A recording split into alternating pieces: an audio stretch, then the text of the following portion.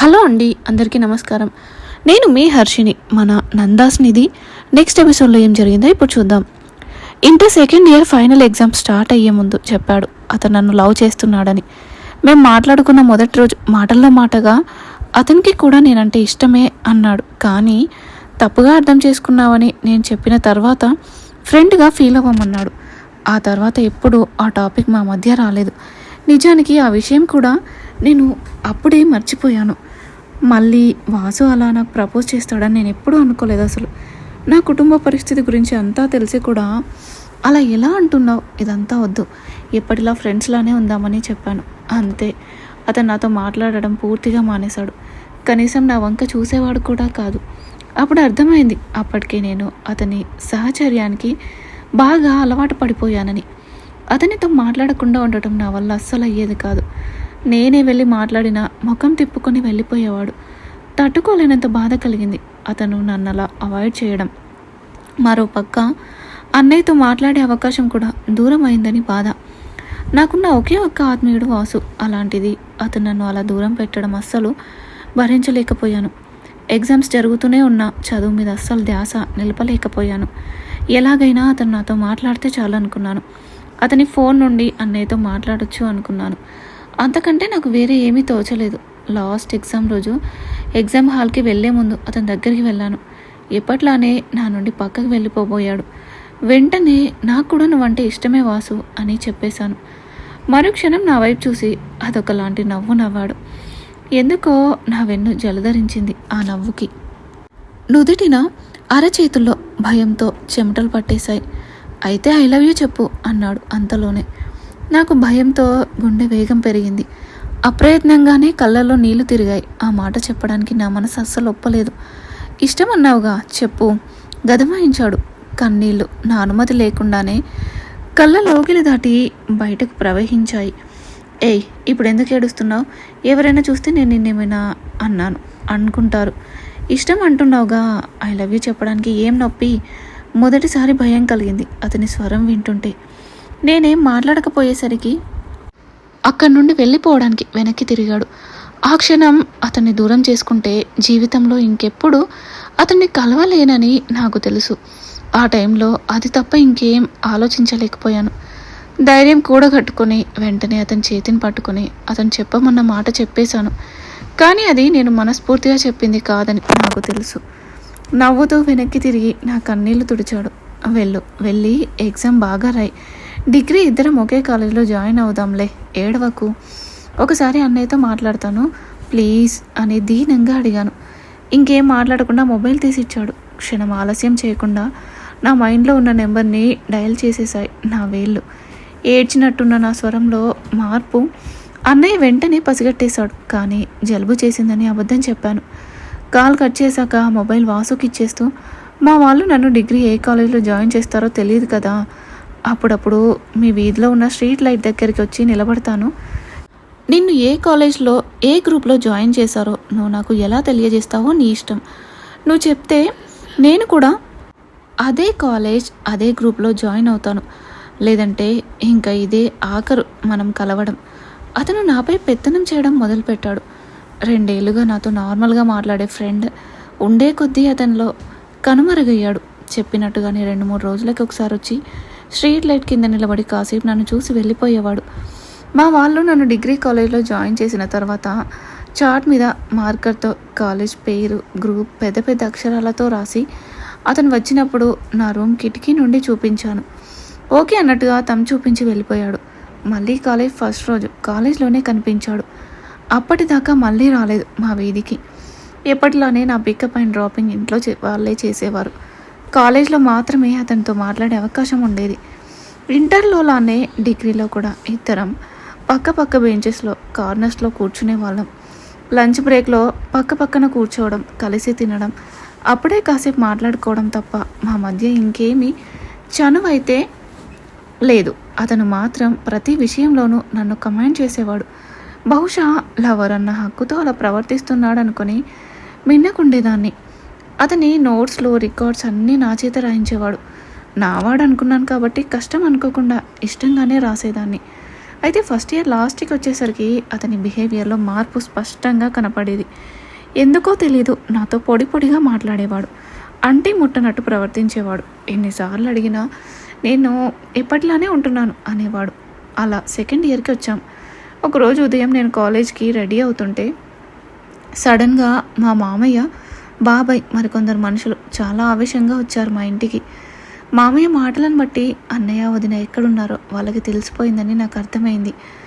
అయితే అన్నేళ్ల తర్వాత కూడా వాళ్ళు బాగా ప్రతీకారం, పౌరుషం అంటారని నేను అస్సలు ఊహించలేదు. వాళ్ళు బ్రతికున్నంత కాలం వాళ్ళ వల్ల మనకి అవమానమే. వాళ్ళని అక్కడికక్కడే చంపేసి పోయిన మన పరువును తిరిగి తెచ్చుకుందాం అనుకున్నారు. అది విన్నా నాకు గుండె ఆగిపోయినంత పనైంది. మా వాళ్ళు అన్నయ్యని వదినని చంపేద్దాం అనుకుని ప్లాన్ చేసుకోవడం మాత్రమే కాదు, తిరిగి వచ్చిన వెంటనే మా మామయ్య వాళ్ళ బంధువుల అబ్బాయితో నాకు నికా పెళ్లి చేసేసి పరువు నిలబెట్టుకోవాలని నిర్ణయించుకున్నారు. నాకు కాళ్ళు చేతులు ఆడలేదు. వాళ్ళ మాటలు విని ఏమీ విననట్టే రెడీ అయ్యి కాలేజ్కి వెళ్ళిపోయాను. వెళ్ళగానే వాసు దగ్గర నుండి ఫోన్ తీసుకుని అన్నయ్యకి ఫోన్ చేశాను. వాసు విషయం కానీ ఇంట్లో వాళ్ళు వెంటనే నాకు పెళ్లి చేసేయాలి అనుకుంటున్నారని కానీ ఏమీ చెప్పకుండా కేవలం అన్నయ్య వాళ్ళు ఎక్కడుంటున్నారో తెలిసిపోయిందని, వాళ్ళని చంపేయాలి అనుకుంటున్నారని వీలైనంత త్వరగా ఉన్న పలంగా అక్కడి నుండి ఎక్కడికైనా పారిపోయి ప్రాణాలు కాపాడుకోమని చెప్పాను. నాకు జాగ్రత్తలు చెప్పి వీలు చూసుకొని ఫోన్ చేస్తుండమని చెప్పి కంగారుగా ఫోన్ పెట్టేశాడు అన్నయ్య. వెంటనే ఇంట్లో జరిగిందంతా ఏడుస్తూ వాసుకి చెప్పేశాను. కాసేపు అతను ఏం మాట్లాడకుండా ఆలోచిస్తూ ఉండిపోయాడు మౌనంగా. నా కళ్ళ వెంబడి మాత్రం కన్నీటి ధార ప్రవహిస్తూనే ఉంది. ఒక పక్క అన్నయ్య వాళ్ళ గురించి ఆందోళన, మరో పక్క నా పెళ్ళి అంటున్నారని భయం. కొంతసేపటి తర్వాత నోరు విప్పి నా గుండెల్లో బాము వేశాడు వాసు. మనం కూడా ఇంట్లో నుండి వెళ్ళిపోయి పెళ్లి చేసుకుందాం అని చెప్పి. అతను ఎంత నచ్చచెప్పే ప్రయత్నం చేసినా నేను చాలాసేపు అందుకు ఒప్పుకోలేదు. చివరిగా కొన్ని మాటలు చెప్పాడు. ఇంట్లో మన విషయం చెప్తే ఒప్పుకుంటారని నీకు నమ్మకం ఉందా? ఇన్ని సంవత్సరాలు అయిపోయినా ఇప్పటికీ మీ అన్నయ్య వేరే మతం అమ్మాయిని పెళ్లి చేసుకోవడాన్ని యాక్సెప్ట్ చేయలేదు మీ వాళ్ళు. పైగా చంపేయడానికి సిద్ధపడ్డారు. ఇలాంటి పరిస్థితుల్లో ఒకవేళ మనం పెళ్ళి మాట్లాడినా కనీసం మనల్ని బ్రతకనిస్తారా? మీ అన్నయ్య చేసింది కరెక్ట్, కలిసి బ్రతకాలి అనుకుని వాళ్ళిద్దరూ అందరికీ దూరంగా వెళ్ళిపోయి హ్యాపీగా ఉన్నారు. మనం కూడా కలిసి ఉండాలి అనుకుంటే అదే పని చేయాలి. అయితే నీకు ప్రాణభయం అక్కర్లేదు. వీళ్ళెవ్వరూ ఎప్పటికీ నిన్ను చేరుకోలేని చోటుకి మాత్రమే నేను నిన్ను తీసుకెళ్తాను, నాది గ్యారంటీ స్థిరంగా చెప్పాడు. అన్నయ్య పేరు ఉపయోగించేసరికి నేను ఈజీగా కన్విన్స్ అయిపోయాను. కానీ వెళ్ళిపోయే ముందు రెండు వైపులా పెద్దల్ని ఒప్పించడానికి అన్నయ్య వదిన ఎంత ప్రయాసపడ్డారో ఆ క్షణం ఆలోచించలేకపోయాను నేను. వాళ్ళు చేయగలిగిన ప్రయత్నాలన్నీ చేసి వేరే గత్యంతరం లేక మాత్రమే ఇంట్లో నుండి వెళ్ళిపోయే ఆప్షన్ ఎంచుకున్నారు. నేను కనీసం నా విషయం ఇంట్లో చెప్పే ప్రయత్నం కూడా చేయకుండానే వెళ్ళిపోవాలని నిర్ణయం తీసుకోవడం తప్పు అని ఆ టెన్షన్లో గ్రహించలేకపోయాను. వాసు నా పట్ల చూపించే కాస్త కేరింగ్కే అతన్ని దూరం చేసుకోలేక అతను చెప్పిన దానికి సరే అనేశాను. తెల్లవారితే ఏ పరిస్థితి ఎలా ఉంటుందో తెలియదు కనుక ఎట్టి పరిస్థితుల్లోనూ ఆ రోజు రాత్రికి మేము వెళ్ళిపోవాలని నిర్ణయించుకున్నాం. తెల్లవారుజామున 5 గంటలకు మసీద్లో అజాన్ వేస్తారు కనుక 4 లోపే నేను ఇంటి నుండి బయటపడాలని చెప్పాడు. కరెక్ట్గా 3 గంటలకి తను మా వీధిలో ఎప్పుడు నిలబడే స్ట్రీట్ లైట్ దగ్గర ఉంటానన్నాడు. అతను వచ్చింది చూసుకుని నన్ను జాగ్రత్తగా ఇంటి నుండి బయటకు వచ్చేయమన్నాడు. ఎలాగోలా నేను ఇంటి నుండి బయటపడితే చాలు, ఆ తర్వాత అతను నన్ను జాగ్రత్తగా అక్కడి నుండి తప్పించేస్తానని నమ్మకంగా చెప్పాడు. ఇద్దరి చదువులు ఇంకా పూర్తి కాలేదు కనుక ఇళ్లలో నుండి కొంచెం డబ్బు, నగలు తీసుకువెళ్దామని చెప్పాడు. ఏదో ఒక పని దొరికేదాకా బ్రతకడం కోసం సరే అని చెప్పి కాలేజ్ టైం అయిపోయేసరికి బాబాయ్ రావడంతో ఇంటికి వెళ్ళిపోయాను. నా ఆలోచనల్లో నేనుండి బాబాయ్ ముఖ కవలికలు అంతగా గమనించలేదు.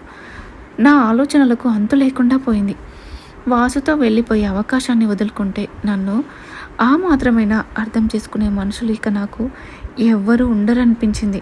ఎందుకంటే నన్ను ఇచ్చి నికా చేయాలి అనుకున్న కుటుంబం కూడా నాకు తెలుసు. వాళ్ళు మాకు దూరపు బంధువులే. వాళ్ళ ఇంటికి కోడలుగా వెళ్తే నా పరిస్థితి పెనం మీద నుండి పొయ్యిలో పడినట్టుగా అవుతుందని నాకు విదితమే. వాళ్ళకి మహామత పిచ్చి, కట్టుబాట్లు చాలా ఎక్కువ. అంతేకాదు ఆడది వంటింటికి మాత్రమే పరిమితం ఆ ఇంట్లో. కనీసం నా చదువు అట్లీస్ట్ డిగ్రీ పూర్తి చేసే అవకాశం కూడా ఉండదు నాకు. వాళ్ళ ఇంట్లో ఆడపిల్లలు ఎవరిని 10th మించి ఎక్కువ చదివించలేదు. ఎలాగూ పెళ్లి చేసి పంపేయాలి. ఆ తర్వాత వంటింట్లోనే ఉండే వాళ్ళకి పెద్ద చదువులు ఎందుకు, పుట్టే పిల్లలకి అక్షరాలు నేర్పించగలిగితే చాలు. పైగా పెద్ద చదువులు చదివితే జ్ఞానం ఎక్కువైపోయి హక్కులు అంటూ వాదనలకు దిగుతారు ఆడవాళ్ళు. పోనీలే అని చదువుకొనిస్తే అంతటితో సరిపెట్టుకోక ఉద్యోగాలంటూ బయలుదేరి పగలు రాత్రి తేడా లేకుండా బయటకు వెళ్తారు. ఆ ప్రాసెస్లో కాలేజ్లోనో ఆఫీస్లోనో లేక దారిలోనో ఎవడో ఒకడు తగులుకుంటాడు. అందుకే ఆడవాళ్ళకి ఎక్కువ చదువు చదివే అవకాశం ఇవ్వకూడదు అని నన్నిచ్చి పెళ్లి చేద్దామనుకునే అబ్బాయే చాలాసార్లు చెప్పడం నేను విన్నాను, చూశాను. అంత నారో మైండెడ్ పర్సన్ని చేసుకుంటే ఇక జీవితాంతం నాలో నేనే కుమిలిపోవడమే తప్ప ఇంకేమీ ఉండదు అనిపించింది. పైగా అతను నాకంటే సుమారు 12 ఏళ్ళు పెద్దవాడు. ఆర్థికంగా స్థిరపడినవారు. అక్క చెల్లెళ్ళకు పెళ్ళిళ్ళు పురుడులు అయిపోయాయి. కుటుంబ వ్యాపారం బాగానే చేసుకుంటున్నాడు. అవలక్షణాలు ఏవీ లేవు. ఒక ఏరియాలో ఉండటం వల్ల నేను మా ఇంటికి దగ్గరలోనే ఉంటానని మా అబ్బా ఆశపడ్డారు అతనికిచ్చి చేయడానికి. అతని తల్లి కొంతకాలం క్రితమే చనిపోయారు. ఆవిడ పరిస్థితి నాకు తెలియంది కాదు. ఇంట్లో పనులన్నీ స్వయంగా ఆవిడే చేయాలి. ఒక విధంగా సొంత ఇంటిలోనే చాకిరీ చేయించేవారు ఆవిడతో అని చెప్పొచ్చు. పైగా వంట కూడా కట్టెల పొయ్యి మీద చేయాలి. కనీసం ఆవిడకి ఆరోగ్యం దెబ్బతింటుంది అని కూడా గ్రహించుకోలేదు వాళ్ళు. ఆ కట్టెల పొయ్యి పొగకి ఆవిడ లంగ్స్ నిదానంగా క్షీణించి చనిపోయారు ఆవిడ. అతనికి చెడు అలవాట్లు ఏవీ లేకపోవచ్చు, కానీ స్త్రీ పట్ల అంత చిన్న చూపు, కనీసం కన్న తల్లి స్థితిని కూడా పట్టించుకునే నిర్లక్ష్యం కంటే పెద్ద అవలక్షణం ఏముంటుంది? ఆ ఊబిలో కూరుకుపోయి రోజు రోజుకి కృషించిపోయే కంటే కాస్తో కూస్తో నన్ను అర్థం చేసుకునే వాసుతోనే నా జీవితం బాగుంటుంది అనిపించింది. అన్నింటికంటే ముఖ్యంగా ఆ పెళ్లి చేసుకుంటే ఇక నేను జీవితంలో మళ్ళీ ఎప్పుడు మా అన్నయ్యతో మాట్లాడలేను. నేను ఆ కుటుంబంలోకి కోడలిగా వెళ్తానని తెలిస్తే నా భయ్య కూడా చాలా బాధపడతాడని నాకు తెలుసు. వాళ్ళ పద్ధతుల వల్ల వాళ్ళంటే అన్నయ్యకి అస్సలు ఇష్టం ఉండేది కాదు. అందుకే ఆఖరిగా వాసుతో కలిసి ఇంట్లో నుండి వెళ్ళిపోవడానికి నిర్ణయం తీసేసుకున్నాను. ఈ ఎపిసోడ్లోని పాత్రలు, మాటలు, సంఘటనలు, సందర్భాలు అన్నీ కేవలం కల్పితం మాత్రమే. ఎవరిని ఉద్దేశించినవి కావు. ఎవరి భావాలను కానీ ఏ మతస్థులని కానీ కించపరచాలనైతే అస్సలు కాదు. దయచేసి కథను కథలానే చదవండి. ఎవరు కూడా పర్సనల్గా తీసుకోవద్దు. ఇక లాస్ట్కి వాసుతో వెళ్ళిపోవాలని నిర్ణయించుకున్నాను నేను. కానీ నాకు భయం, టెన్షన్తో తలలో నరాలు తెగిపోతాయేమో అనిపించేది. ఎడతెరిపి లేని ఆలోచనలతో అమ్మి ముందు నా ఆందోళన బయటపడకుండా చాలా జాగ్రత్త పడ్డాను. సాయంత్రం 7 ఆ ప్రాంతంలో ఇంటి ముందు 2 కార్లు వచ్చి ఆగాయి. ఆ టైంలో మా ఇంటికి ఎవరొచ్చి ఉంటారో అనుకొని నా రూమ్ నుండి బయటకు వచ్చి చూశాను. అబ్బా, మామ నన్ను ఇచ్చి నికా చేయాలి అనుకున్న ఖాదర్, అతని తండ్రి, మా చుట్టుపక్కల ఉండే మరికొంతమంది అంకుల్ వాళ్ళు తీవ్రమైన అసహనంతో ఇంట్లోకి వచ్చారు. వాళ్ళు రావడం చూసి మా కాక, అదే మా బాబాయ్ కూడా గబగబా వచ్చారు. బాబాయ్ ఇల్లు మా ఇల్లు పక్క పక్కనే. రావడమే క్యావ్ అబ్బయ్య, ఎలా తప్పించుకొని ఉంటారు? కోపంగా అడిగారు కాక మా అబ్బాని. అదే సమజ్ కావట్లేదు. విషయం తెలిసిన వెంటనే ఏమాత్రం లేట్ చేయకుండా బయలుదేరి వెళ్ళాం కదా. కానీ అప్పటికే వాళ్ళకి మేము వస్తున్నామని ఎలా తెలిసిపోయిందో మరి. ఉన్న పొలంగా అక్కడి నుండి వెళ్ళిపోయారంట. బేవకుఫ్ వాళ్ళే. నైతో వాళ్ళని ముక్కలు కింద నరికి పాడేసేవాళ్ళం. పళ్ళు నూరారు మాము. మా అబ్బా అవమానం ప్రతీకారంతో ఏం చెయ్యలేక 2 చేతులతో తలపట్టుకుని కూర్చున్నారు. ఉదాస్ నాకు బాయ్, ఎక్కడికి పోతారు? ఎన్నాళ్ళని తప్పించుకొని తిరుగుతారు? ఏదో ఒకసారి దొరికే తీరుతారు. తబ్ మా డాలంగే దోనంకో ఒక అంకుల్ అబ్బాని సముదాయించారు. అలాంటి పని చేసిన కొడుకుని కన్నందుకు బాధపడకుండా ఎలా ఉండగలను బాయ్? రౌద్రంతో తిరిగి ప్రశ్నించారు అబ్బా. అప్పటికే కానీ నాకు విషయం అర్థం అవ్వలేదు. మా వాళ్ళు అన్నయ్య వాళ్ళ దగ్గరికి వెళ్ళేసరికి వాళ్ళు తప్పించుకొని వెళ్ళిపోయారని, అందుకే వీళ్ళంతా కోపం అసహనంతో రగిలిపోతున్నారని, అన్నయ్య వదిన వీళ్ళకి దొరకలేదని అమ్మయ్య అని ఊపిరి పీల్చుకున్నాను. ఆ టెన్షన్లో ఆ విషయం తెలిసి ఎడారిలో చిరుజల్లు కురిసినట్టు అయింది నా పరిస్థితి. వాళ్ళు ఎప్పటికైనా దొరకక మానరు. వాళ్ళ సంగతి అప్పుడు చూద్దాం. ఇప్పుడైతే వీలైనంత త్వరగా ఖాదర్కి రఫీదాకి నికా కర్లెంగే. అప్పుడైనా జనాల్లో కాస్త పరువు ఉంటుంది. మరో అంకుల్ చెప్పారు. ఆయన మాట వాళ్ళందరికీ కాస్త ఊరట కలిగించినట్టుంది. అందరి మొహాల్లో కాస్త ప్రశాంతత కనిపించింది. కానీ నా నడినెత్తి మీద మాత్రం పిడుగు పడినట్టయింది. ఖాదర్ వంక వాళ్ళ నాన్న వంక చూశారు మా అబ్బా. రఫీదాని కోడలుగా చేసుకోవడం మాకు ఇష్టమేనని చెప్పాడు ఖాదర్ తండ్రి. అయితే మరో 5 రోజుల్లో ఆయన భార్య చనిపోయి సంవత్సరం పూర్తవుతోంది కనుక ఆలోపే పెళ్లి చేసేయమని అడిగి నా నెత్తిన ఇంకొక బాంబు పేల్చాడు. 5 దిన్, అంత తక్కువ టైంలో నిఖా అంటే పనులు అవ్వాలి కదా అడిగారు కాక. తలో ఒక హాత్ వేస్తే పనులు ఎంతసేపు, హంసప్ ఆప్కే సాత్ రహేంగే. లేట్ చేయకుండా ఎంత జల్దీ హోనేసే అంత జల్దీ నికా చేసేస్తే మంచిది. మరొక పెద్ద ఆయన ఉచిత సలహా ఇచ్చారు. అది మా అబ్బాకి బాగా నచ్చినట్లుంది. వెంటనే అమ్మిని పిలిచి విషయం చెప్పారు. 4 రోజుల్లో నా నిఖా అని. ఆ క్షణం నేను ప్రయత్నం చేయకుండా ఇంటి నుండి వెళ్ళిపోకూడదు అనిపించింది. జీవితంలో మొట్టమొదటిసారి ధైర్యం చేసి, అబ్బా నేను బాగానే చదువుతాను కదా, దయచేసి డిగ్రీ అయ్యేంత వరకు నాకు నికా చెయ్యకండి ప్లీజ్.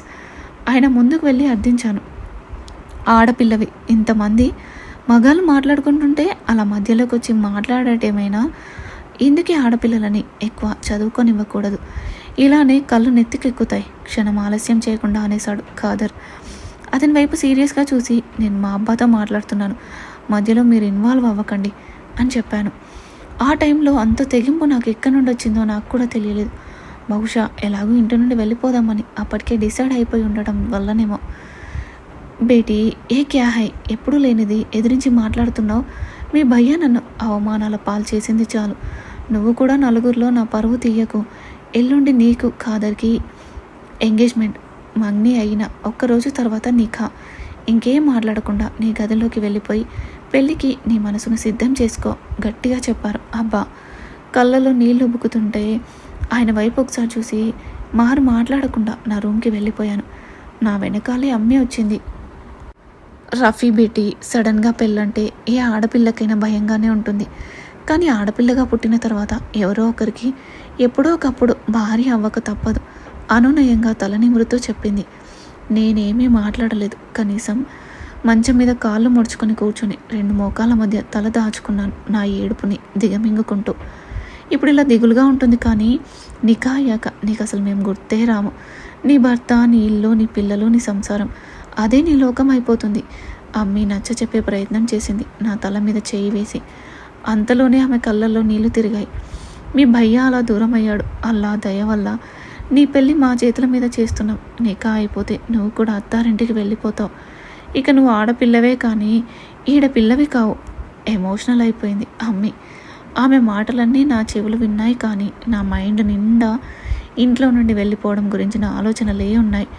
జరిగిన సంఘటన, నేను వాసుతో వెళ్ళిపోవాలని తీసుకున్న నిర్ణయం ఏమాత్రం తప్పు కాదని నిరూపించింది. ఇక నేను ఆలోచించుకోదలుచుకోలేదు. గుండె నిబ్బరం చేసుకుని అనుకున్నది చేయడానికి సిద్ధపడిపోయాను. ఇంకా తర్వాత ఏం జరిగిందో నెక్స్ట్ ఎపిసోడ్లో చూద్దాం. ఈరోజు ఎపిసోడ్పై మీ అభిప్రాయాన్ని తెలియజేయండి. అలాగే మరిన్ని స్టోరీస్ కోసం ప్లీజ్ మా ఛానల్ని తప్పకుండా సబ్స్క్రైబ్ చేసుకోండి.